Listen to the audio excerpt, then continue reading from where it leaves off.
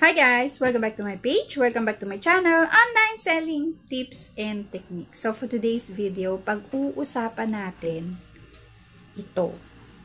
Si Kuya at si Kuya Rider. Ano nga ba ang nangyari sa kanilang dalawa? Bakit nagalit si Kuya na customer kay Kuya na Rider? So wag na natin patagalin. Let's go!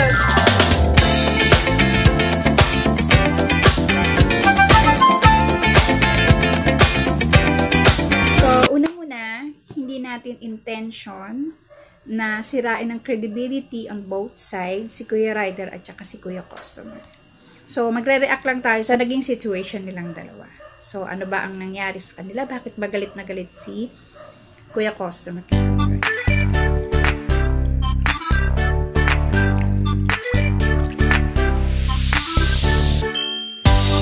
So, una, kapag mali ang sinend na item kay buyer, walang kinalaman doon si Rider.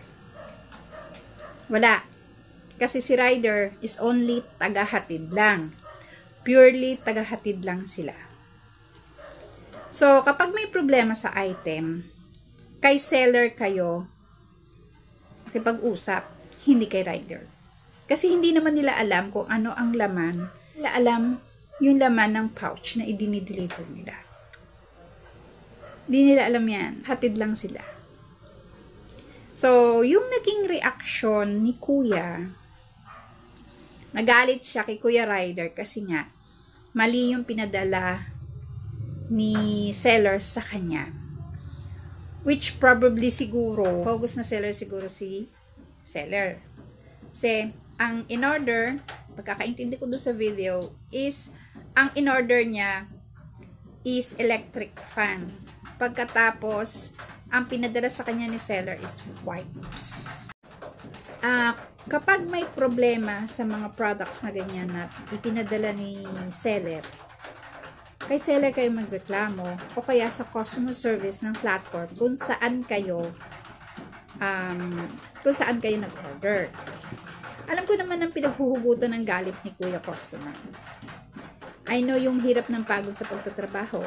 Tapos yung perang kinikita niya ay hindi ganun kadali. Alam ko naman, naiintindihan natin si Kuya Rider. Pero, yung maliitin niya si Kuya Rider, pagsabihan niya ng hindi maganda,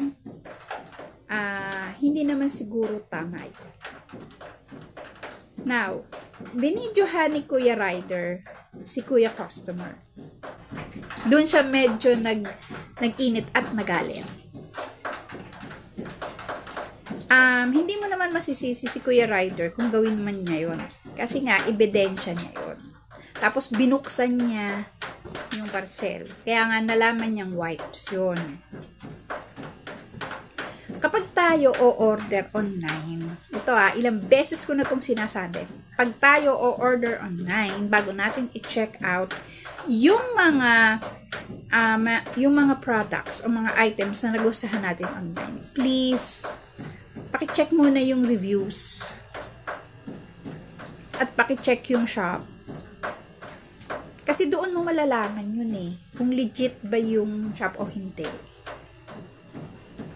Makikita mo yan.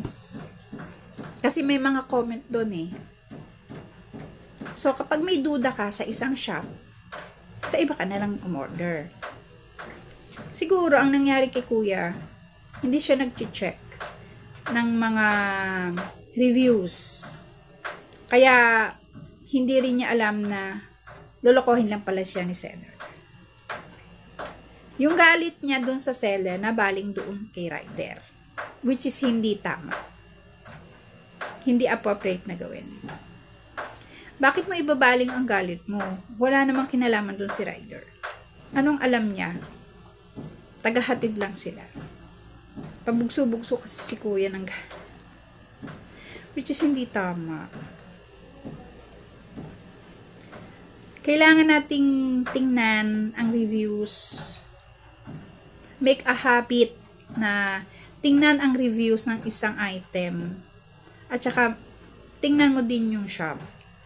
As much as possible nga kung sa Shopee kayo o sa last kayo nag-order, make sure na may tag na mall, may tag na preferred. para kapag nagsoli kayo ng item o nag-return and refund kayo ng item, mabilis at madali. Ay nako, kung mapapanood niyo yung video, galit na galit siya kay Kuya Rider. Kasi kung hindi nyo alam ang kalakaran sa online, huwag na kayo umorder online. Kasi kawawa ang mga rider sa inyo. Hindi nyo alam, kapag binuksan nyo yung pouch nyo sa kanya, hindi nyo binayaran, abunado sila doon. Abunado sila doon. Kano lang naman ang sahod ng rider. Diba? Tapos, pagsasabihin nyo pa ng kung ano-ano. Huwag naman ganun. Kapag may problema sa item, si seller ang pagbalingan nyo, hindi yung rider. Kasi kawawa naman sila Kuya Rider. Basahin ang mga comments sa baba. Pag hindi maganda, punta ka sa inyo. Okay? Yun lang. Bye.